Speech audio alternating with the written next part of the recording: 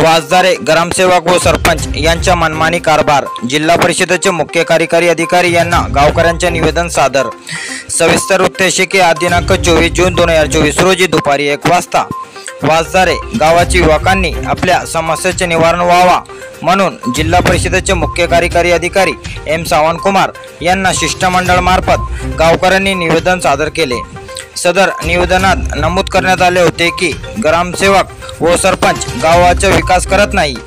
अंगणवाडीत पावसाळ्यात खिडकीमार्फत पाणी साचला जातो। पिण्याच्या पाण्याची व्यवस्था देखील नाही। अंगणवाडीत संडास व बाथरूम नाहीत। 3 ते 4 वर्षाखालील 60 मुलांना कपडे नाहीत। कुपोषित मुलांना पाहिजे तसा आहार दिला जात नाही। असे विविध मागण्यांचे निवेदन देऊन कारवाई करण्यात यावी अशी मागणी वाजदारे गावकऱ्यांनी केली आहे।